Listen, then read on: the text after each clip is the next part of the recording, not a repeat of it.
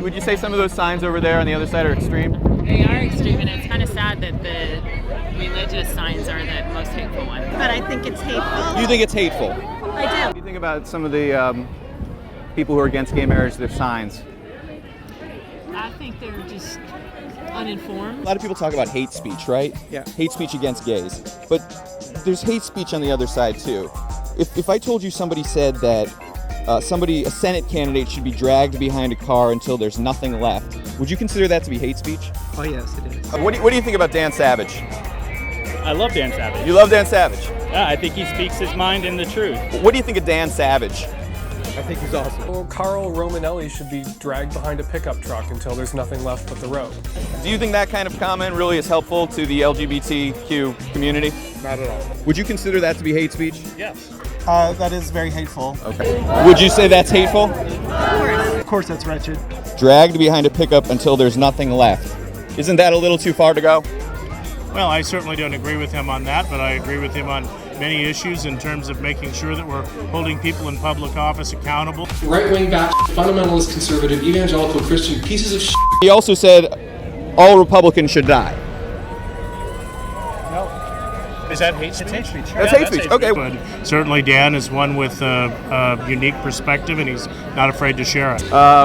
What about saying that a prominent Christian leader sits on a pile of dead gay kids? Tony Perkins sits on a pile of dead gay kids. Okay, he said that Tony Perkins sits on a pile of dead gay kids. You can stop talking if you don't want to do this interview. You can just stop.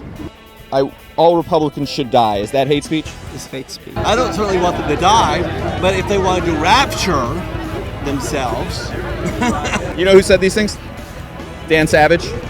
Yeah, I like Dan. You still like him despite all these things. He has his opinion. It's fine. Carl Romanelli wins and gets back on the ballot. Someone should run him over with a truck. Are you a fan of Dan Savage?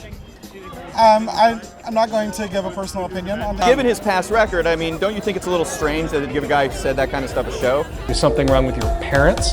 There's something wrong with your preachers. There's something wrong with your teachers. And those people. Would you let somebody who said that kind of stuff, would you give him his own TV show? I'm not going there with you.